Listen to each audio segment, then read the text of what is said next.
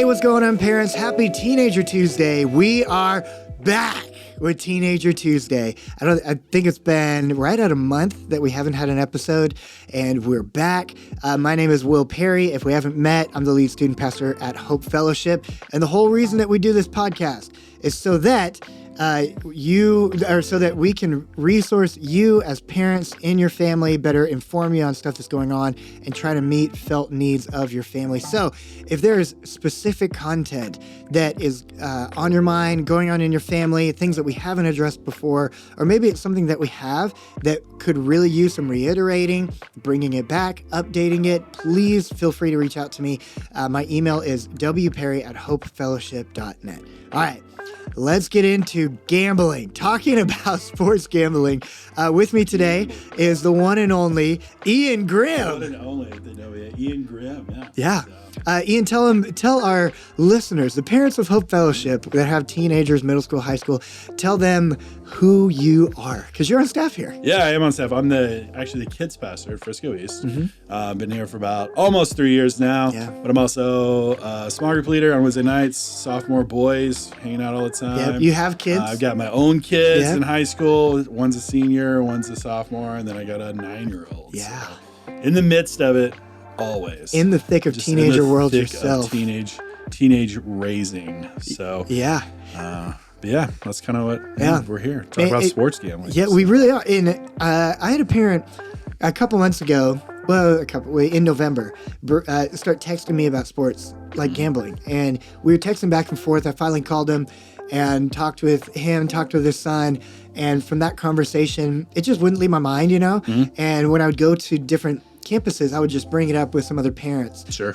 Ask other people. And I'm like, oh, this is like a for thing real. That's everywhere. Yeah, it's for real. Yeah. And it's growing like crazy in teenager world, not just in adult world, although it is. There was a guy at the East Campus who's a financial advisor and was talking about how like sports gambling is becoming this epidemic in people not stewarding their money well. Right. They're putting more money. There's a chunk of people that are putting more money into gambling than retirement. Like, young dudes, Yes. mostly. Yeah. Even older dudes, but But you have a small group of guys who gamble. They will show me their phones occasionally, and they're like, hey, look at this. And I'm like, you're not supposed to be doing that. Like this is, you're not supposed to do this. Yeah. And I definitely don't want to see it. So, No. Well, and Ian, let me ask you this question, and you can kind of, we have some content, something that I hope this is going to be 2 episodes, and hopefully this will become a resource that we're going to put on the parent resource page. But why, Ian, why do parents need to pay attention to this? Well, so like I remember watching the movies when I grew up, like Casino and stuff, and it looked crazy, right? Yeah. But it was somewhere else. It was in Vegas. Yeah, it was in Atlantic City. It was, my state. When growing up, it wasn't even legal. You couldn't gamble. That is no longer the case. It is everywhere. And if your kid has a cell phone, they have access to multiple different gambling sites, and not only access to it, but it's being pushed to them. It's being pushed to them in other podcasts and YouTube. I mean, you can't watch a game on ESPN without being hammered with, this Bet, game sponsored by ESPN Bet or Underdog, Sports Drab or whatever, Sleeper or whatever. And so it's literally everywhere. Yes, like I pay for Red Zone for NFL, so I'm like, I don't have to watch commercials. And this year they put commercials, which I'm like, why am I paying for this? Yeah, that's kind of weird. Most of those commercials were DraftKings, Yeah. Like ESPN sports people give you their lines.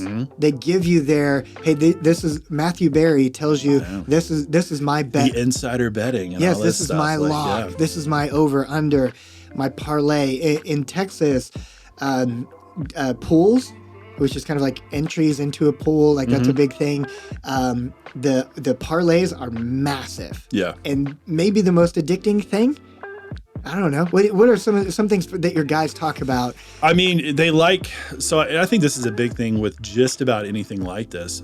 It makes them part of a larger community, right? It's something that they're a part of, that other people are talking about, people that are influencers are talking about, people that are like the people that they look up to, that they aspire to be. Like, I want to be like that person, right? They're talking about this. Yeah. And it makes them a part of this greater community. And also, like, for guys, I mean, the most emotional I get is probably watching sports, right? You know what I'm saying? Like hanging out with my kids and hanging out with my wife, and then watching sports. Yeah. Like those are like, and I think to a certain degree, these gambling sites, these people know that, like they're feeding on your emotions, they're feeding on your excitement and your dopamine levels and all this stuff, and it's like,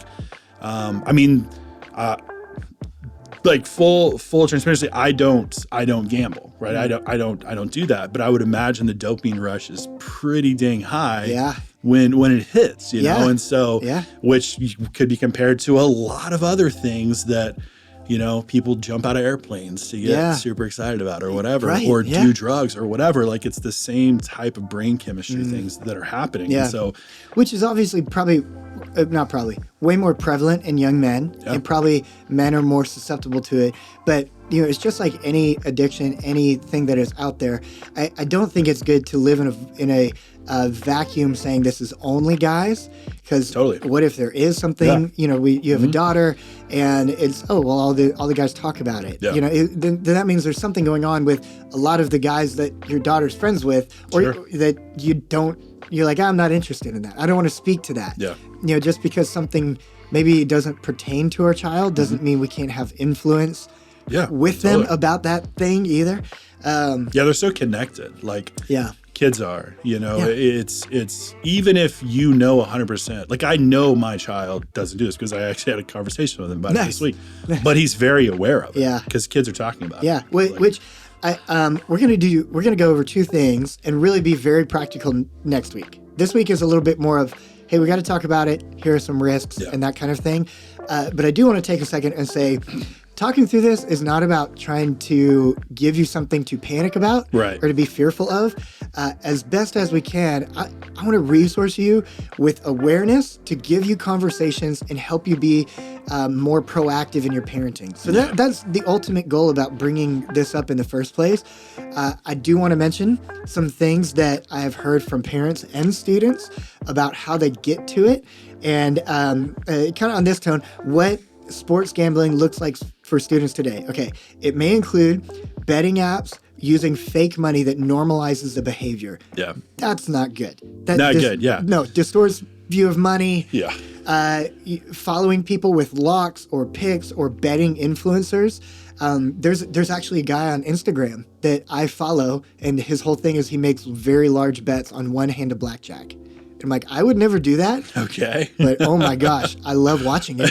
Pretty intense. Is that good for me? Probably not wise. You know. The third thing, friends are placing bets on their behalf. Maybe there's things like, you've restricted it at home. They're not able to get to it. But then they make the bet through their friend. They're pulling money together for group bets, talking about wins, using lunch to talk about betting lines, over-unders, what parlays, using Venmo, Cash App, gift cards, that kind of thing to like move money around quieter so that parents don't know. I even heard of a student told me when I said, well, how are your friends getting around the age restrictions? They said, some parents let them just use their driver's license to validate them in the app, which I'm like, but then that affects the parents' taxes. For real. But then he said, but also some of my friends are just stealing their parents' ID, use it to verify in the app, and then they just put it back. Like, oof, parents should probably know about that. Yeah, for sure. Yeah. And to kind of end, we do want to talk about five reasons why this is risky and not something to ignore. We have to go a little bit quick, but we'll go back and forth, Ian and I, and I'll just hit this first one, and then next week again, way more practical. First one, one of the obvious ones, long-term addiction. It's just creating this habit of gambling, which could lead to a really bad gambling addiction in the future. The next one is just you get a distorted view of money and really beyond that, like blessings that God gives you, right? The idea there is now, we're going to win money instead of earn money, right? We're going to spend our time trying to win money and not earn it because we don't value it in the same way that God wants us to. So Ian, you said you were emotional earlier. So bigger emotional swings with sports, with wins, with losses, with secrecy, with anger. It just could get our emotions pointed in the wrong direction and out of whack. Yeah, and I think the next one here is false confidence. Like, I follow a lot of sports stuff. I would be way in over my head if I tried to like put some bets down. Like, as smart as we think we are and as much knowledge we have on it, I mean, it's so big, right? It is. And so we go into it thinking, oh, I know who's going to win this game or how well that guy's going to do. But you just don't know. Right? Yeah. There's no way to know. You know? Yeah. Don't be false confident. Amen. And the last one is a spiritual component of it. Gambling could train our heart and mind towards a quick gain rather than patience, stewardship, and trust. And if you're already going to start having conversations with your teenager, your student, even just bringing this up, I would start there with the perspective of we're having this conversation because we believe biblical values is not a quick hit. Totally. It's a quick gain. It's not about the how quickly can I get dopamine and be careful not to be addicted. It's biblical values are patience, stewardship, and trust. So parents, Happy New Year. And we're back. That's January 20th. But, yeah, totally. We'll be back again next week to do part 2, which is going to be a lot more practical about this side of things with questions, with scriptures, and all that. For now, always remember, parents, you can do this. You're not alone. God is with you, and so are we. Have a great week.